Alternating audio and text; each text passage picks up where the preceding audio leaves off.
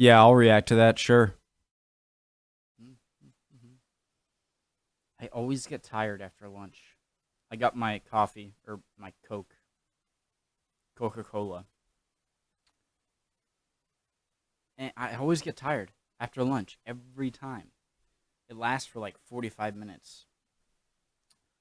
Um, yeah, I'm ready to learn. I'm excited. Overly Sarcastic Productions is an amazing channel. Make sure any ads they have, you use their links. The original link to this video. In case you get annoyed at me talking and enjoy the video, you can go watch it yourself. And it's at the top of the description. Below that is the Discord. We could use some more quality people over there. Because the current bunch is... No, they're okay. Yeah, go. My name's Connor, by the way. New England. Rhode Island. Let's go. It's not every day that you see a fairly small and politically insignificant corner of the world turn around and change the It's not every day that you see a fairly small and politically insignificant corner of the world turn around and change the course of human history overnight. But at the turn of the 16th century, that's pretty much exactly what happened in the Iberian Peninsula. In 1493, Christopher Columbus returned from Didn't have... Chris. People, I feel like Christopher Columbus, yeah, he did some really bad stuff. But so do a bunch of other people, and I feel like we choose certain historical figures to really use as scapegoats for, like, evil. When, I'm not going to get into the whole Christopher Columbus thing. But wasn't it because, I'm not defending it. I'm just digging myself in a hole here. Wasn't it because the Ottoman Empire became really, had a lot of control over the Middle East, and so I'm not great. I never was great at economics, but even I know that the more people a product goes through, in order to get to the consumer, the more money it's going to cost, because each of those people are going to need to make a profit, and it's easier to go get it yourself. So I think that was a big motivation factor for exploration, to the east, south, and from what he thought was Southeast Asia, and then Europe collectively lost their minds. While the Spanish crown was economy-crushingly giddy at the thought of all that golden pepper, it proved an equally momentous turning point for their neighbor Portugal. Today, we'll dig into Portuguese history during the ensuing Age of Discovery to see what they made of this situation and how. Let's do some... I like red better. Blue. Come on, man. No, I love him too. I like Red better. Red's voice is just so soothing. I don't even know what she looks like, but she has such a soothing voice.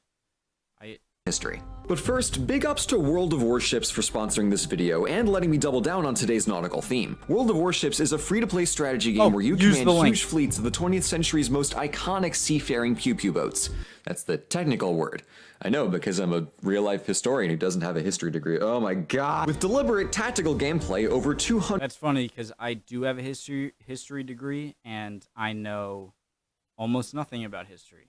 Lovingly rendered and historically accurate ships and constant support for new and seasonal content, it's an entire world of warships. If you're a fan of historical ships, there's a lot to enjoy. And if you harbor a pathological hatred of the Yamato-class battleship, then you can gleefully blow it to bits. Everyone wins. So click the link below to play World of Warships and collect a special bonus starter pack by using promo code PLAYWARSHIPS. This is one of those games that I've downloaded like Hamilton premium ship and 3 days of 3 premium. times. You'll be supporting the channel and having a great time doing it. Play it. And let's return to our regularly scheduled Portugal. It seems While like the nice... Iberian Peninsula was in a near constant state of flux between 300 BC and 1100 AD, changing hands between the Carthaginians, the Romans, the Visigoths, and the North African Moors, the Kingdom of Portugal got its proper start in 1139. During the several century-long Reconquista. It was originally one of a few kingdoms fighting back against Muslim rule, including Leon, Castile, Aragon, and Navarre. While those four gradually coalesced to form Spain, Portugal kept to itself on the Atlantic coast. In the centuries between their founding and the final expulsion of the Moors in 1492, which is the same year as Boat Boy, Huh. Muslim rule, including Leon, Castile, Aragon, and Navarre. While those four gradually coalesced to form Spain, Portugal kept to itself on the Atlantic coast. In the centuries between their founding and the final expulsion of the Moors in 1492, which is the same year as Boat Boy, go figure, Portugal didn't have much in the way of economic opportunities, with the Straits of Gibraltar blocking their connection to the Mediterranean and not a lot of natural resources to work with at home. That started to change with the reforms of Prince Henry the Navigator, who possibly started a navigation school at his villa on the southern tip of Portugal. It was supposedly here that the fledgling whenever I want to learn more about someone I hear in videos, I what am I doing? Oh my god, brain fart. Oh.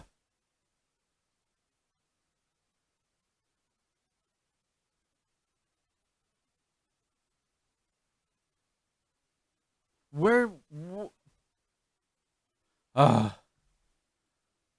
Did I just have a stroke or something? Like, what was that? Oh yeah, I like to just put up people in the tab when I want to learn more about them. Started a navigation school at his villa on the southern tip of Portugal. It was supposedly here that the fledgling Portuguese naval tradition really picked up steam, teaching a generation of baby explorers all sorts of cartography, geography, ship engineering, and sailing techniques. I'm hedging my words here because there's actually some debate as to whether this famous school was really that big of a deal or if it was just a myth. I can't say for sure either way, but the fact of the matter is that somewhere in Portugal, people were learning how to boat. They were also making some moves in ship construction itself, such as the lateen sail. Guys, obsessed is maybe too strong of a word. I am obsessed with learning about how ships transform. Like, I gotta stop. Come on, just let me please, just give me this. You can fast forward if you want, but you're dead to me. Honestly, you are. So Roman ships, watch. So Roman ships, British Empire ships. No, British Empire ships. Okay, and what was the good in between? I saw it. It was 7 years, or the 7 Years' War. 7 Years' War ships, I think. Oh crap! It might have been earlier. No, it's not 7 Years' War. Shoot, I forget. But really want to know how ships went from this, maybe even ancient Greek. You go ahead if you want. Good, you can fast forward. Ancient Greek ships. Images. And then one more. Egyptian ships. Images. Or I'll do ancient Egyptian ships. Like the ones with the reeds. Like, I want to know how ships went. Come on, where are the ones with the reeds? That looks like one. Like, I want to know. There we go. There we go. I want to know how ships went from this style to that style to this style to the Roman stuff, right? The Roman style to all. I'm skipping a bunch, but all the way up to here. I think shipbuilding really gets boring for me whenever steel is introduced, or iron, whenever any metal. Like, I love learning about the evolution of wooden shipbuilding, and I would love to go on all of them, but on like the point where right before new metals were made that made ships better. Right before that, before any metal was used, they must humans, the British, but everyone must it's amazing. It's like a time machine into how humans learned to seafare over and over, and it's like all of these riggings and the way the hull is shaped, and the mass and the cannons and everything is all leads up to like this point where people know what all these ropes do, and I think it's so cool. All right, oh my God, where was I? I really want to watch that. Right here, boom. Rig, a large triangular sail that allowed boats to tack against the wind, as well as a new type of ship called a caravel, which wasn't especially tanky but was highly maneuverable thanks to those new sails. Before Portugal, the best navigators from the Greeks to the Vikings used square-rigged sails and crews of rowers to navigate along the coasts, but this new rig made it possible to sail in any direction without doling out for a gigantic rowing crew. This meant that Portuguese and Spanish sailors in their hot new caravels could take on harder southern winds and navigate stretches of the ocean that were otherwise too impractical to sail. With this technology, the whole globe was fair game now. And since Portugal was right on the Atlantic, they took no time like the present to build a sprawling maritime empire, and you've got to start somewhere. advantage. The whole globe was fair game now. And since Portugal was right on the Atlantic, they took advantage of their newfound naval maneuverability to flirt with island exploration off the African coast in the latter 1400s. Their big break came in 1493 when Columbus returned to Europe, although it wasn't immediately obvious that this was a good thing for Portugal. Spain Get a load of this sweet tobacco, guys.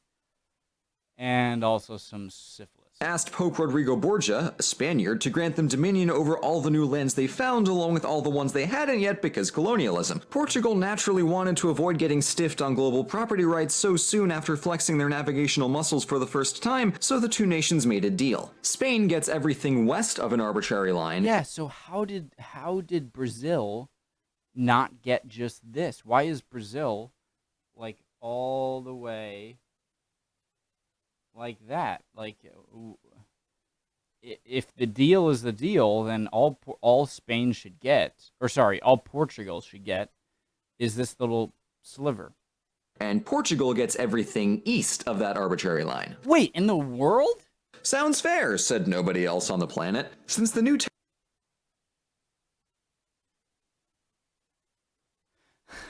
territories had barely been mapped, this deal didn't really mean all that much yet, but the implication was clear that the following centuries would bring Portugal eastward. Now, before 1500, Venice and the Ottomans were the big boys of trade in and around Europe, because they were the ones who respectively had a giant navy and direct access to all of those eastern markets. On paper, being a coastal kingdom facing into an Atlantic— Oh my god, I'm sorry guys. I wasn't even paying attention, and I was under the screen. Ocean that belongs to your highly territorial neighbors, sure, the ones who respectively had a giant navy and direct access to all those eastern markets. On paper, being a coastal kingdom facing into an Atlantic Ocean that belongs to your highly territorial neighbors sure seems pretty restrictive for poor Portugal, especially with Venetians and Ottomans acting as middlemen to eastern trade. But in 1499, one brave boy named Vasco da Gama said screw it and sailed underneath the southern tip of Africa to reach India, marking the first time any European made it there exclusively by sea. And this was a serious game changer. The Ottomans had to make overland passes to connect goods with Europe, which was time-consuming and inefficient compared to the ocean route, and it's also worth noting that most of Europe didn't really like the Ottomans all that much. So a half-decade after getting unceremoniously screwed by Rodrigo Borgia, as Rodrigo Borgia is wont to do, Portugal saw an opportunity for securing naval trade dominance and ran with it. Well, really, It shows you just how big of a deal the Suez Canal was when it was built. Saw an opportunity for securing naval trade dominance and ran with it. Well, really, they sailed with it, but you know what I mean. Anyway, moving on. Now, Portugal had a fraction of Spain's population, so they couldn't support the same kind of deep inland colonialism as their neighbors. To adapt, they pulled a page out of Venice's book and constructed a series of several dozen feitorias, coastal and island naval bases that served as waypoints, supply stations, and trade hubs. These outposts dotted the path around Africa and across the Indian Ocean, and they powered the Portuguese trade empire. The most well-known feitorias were Goa in India, pretty much the entire island of Sri Lanka, Malacca in the East Indies, and Macau in China. This was a fantastic setup for Portugal because they could access low— Isn't Macau... Is that right next to Hong Kong, or am I thinking of something else? Indies and Macau in China. This was a fantastic setup for Portugal because they could access loads of highly sought-after resources like pepper across giant, safe, and easily navigable stretches of coastlines. Unlike the relative unpredictability of the Atlantic Ocean, the Indian Ocean's monsoon winds were predictable and actually helpful for sailing. And especially when the Portuguese started rolling out the carracks, which were legendarily huge by the day's standards, and unsurprisingly, I'm so happy that he's going so much into shipping. which were legendarily See, then this goes into the era of, like, the ships that I identify by their, like, very sloping,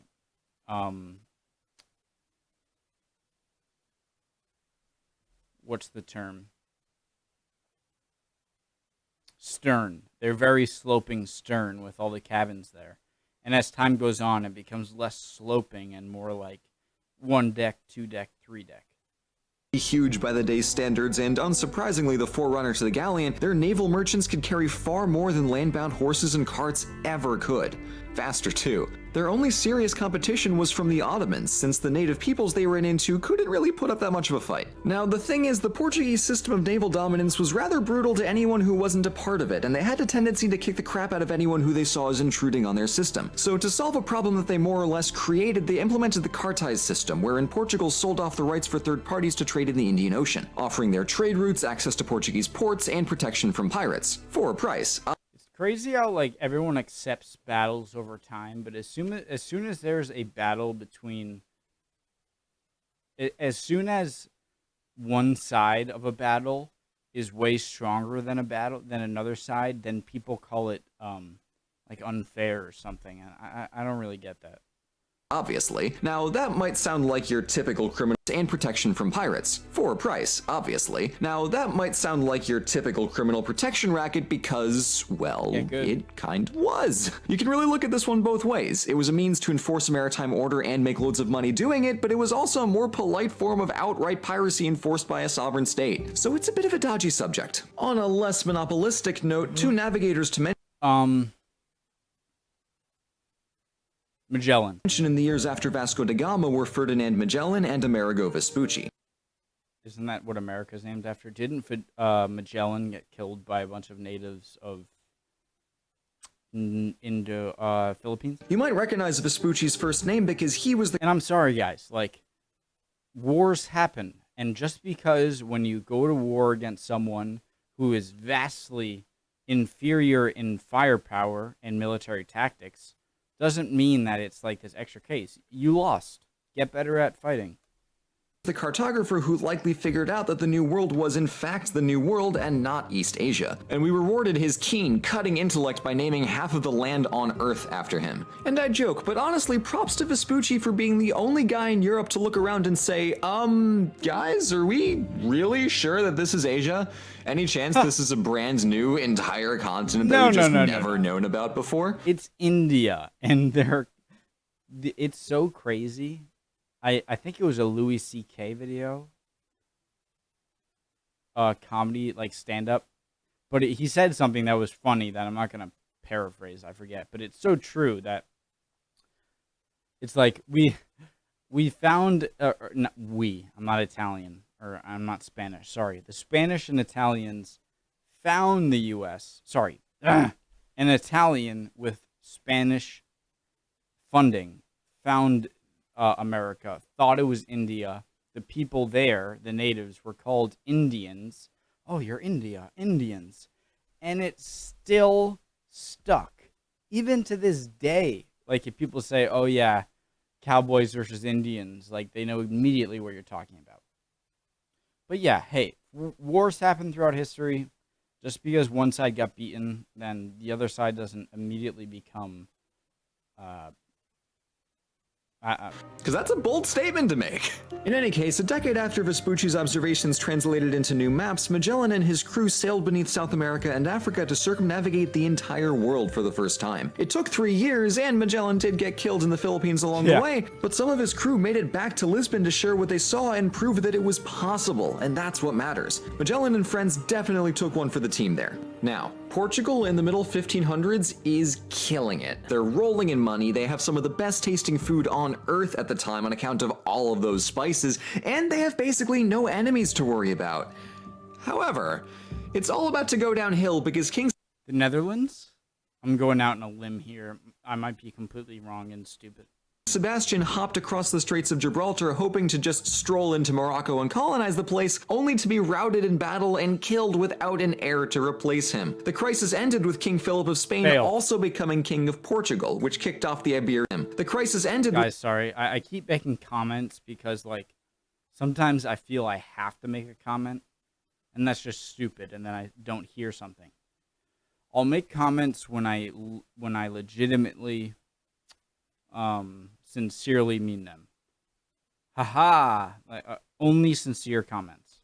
Only to be routed in battle and killed without an heir to replace him. The crisis ended with King Philip of Spain also becoming King of Portugal, which kicked off the Iberian Union, a partnership between Spain and Portugal that, on paper, sounded like it could be really cool, but in practice turned out to be kind of a gigantic dumpster fire. The first red flag is this when they join with England? Was the complete stomping the Spanish Armada got from the British just 8 years into the Union, crippling the navies of both Spain and Portugal. See, while Portugal was friendly with everyone except for the whole extortion piracy thing.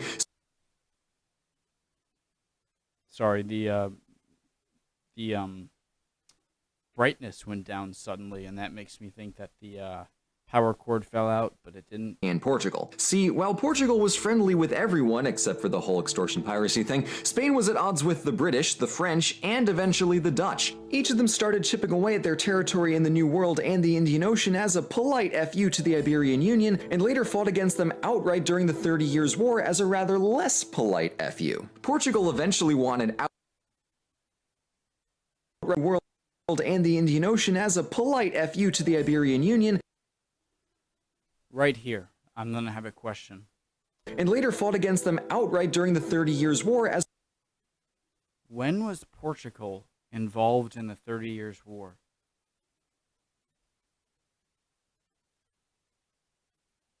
I've seen videos on the 30 Years' War, and I could obviously be wrong, but I don't remember Portugal being mentioned once.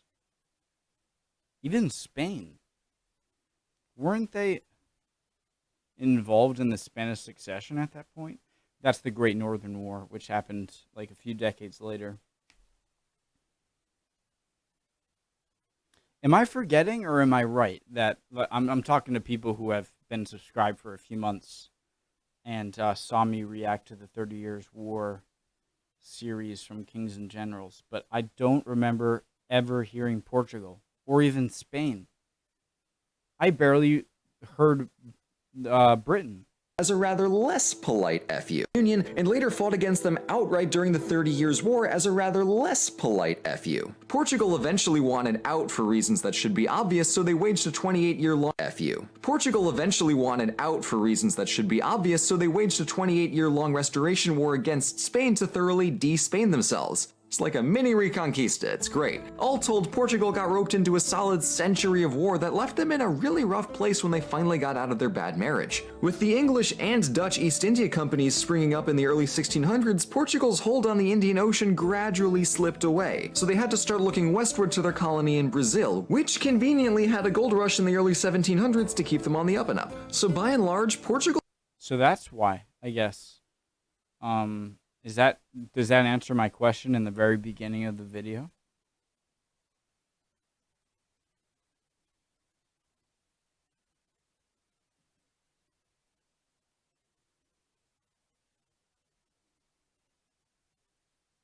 Right here, you see?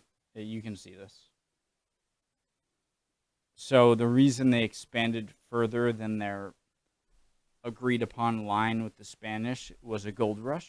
That's kind of just like America. Portugal was still doing okay. They weren't masters of the seas anymore, obviously, but they also didn't have any absurd world-ending calamities to deal with. Yet. Through the 15, 16, and early 1700s, Lisbon was a gorgeous city, filled to the brim with some of the most beautiful art and architecture that empire could buy. If you go today, you can see the Royal Belém district and the Jeronimos Monastery. There has to be a filter on that. That is a beautiful photo. Holy crap. If this is an unedited vote, Jesus. This coffee is crap. I feel no more energized than when I begun the video, but it's been a good video, so I've been paying attention. If this is unedited, this was just taken on a camera, and you didn't change the color of the water or the sky, then this is one of the most amazing pictures, most amazing photos I have ever seen. You've got the beautiful castle, the walkway, perfectly flat water with the reflection, slightly blurred, with a nice rocky outline to other water, very nice color into a deeper blue. On the right, with the other side of the coast in the background, with whatever that building is and the houses. On the right side, the bridge onto a nice green color, mossy bank to the castle, with peeping up rocks and a very nice sunset color gleaming off of the reflection of the water, and then a deeper purple where either shadow is blocking the sun or maybe it's deeper, I don't know. A palm tree, an amazing tree looking like it's out of freaking Lion King, with the awesome sunset in the background and the orange fading into deep blue skyline. My God, this is beautiful. Monastery, stylistic testaments to Portugal. Even if that was edited, that's amazing. But if it wasn't edited, this is one of the most beautiful. I'm not saying this out of nonchalant. Like, this is one of the most beautiful pictures I've ever seen. Am I not at 1080p? Oh, it's not. Today you can see the Royal Belém district and the Jerónimos Monastery, stylistic testaments to Portugal's mastery of the sea. In the early 1700s, the city adopted Baroque architecture in full force, supposedly rivaling the contemporary masterpieces over in Madrid and even Rome. But until on All Saints' Day in 1755, a massive earthquake rattled the city, causing a giant tidal wave and knocking...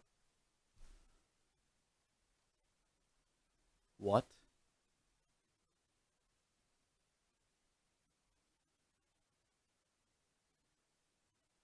Ooh. All right, never mind. I'm wrong.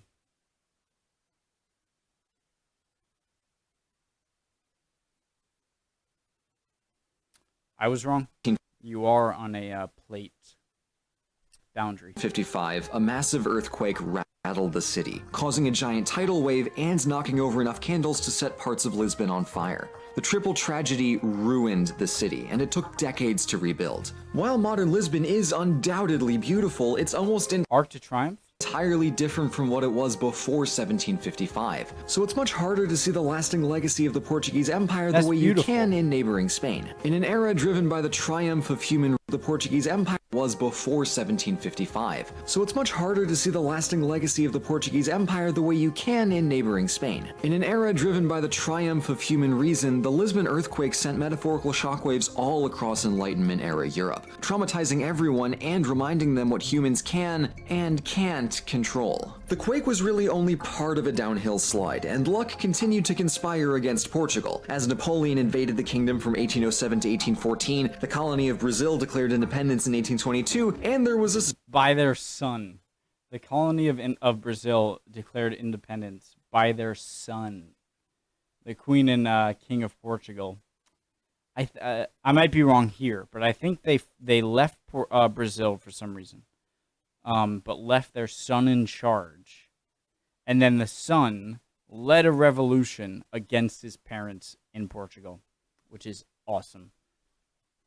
In case I'm sounding like an idiot and I'm wrong, I think I'm right. Let me know in the comments.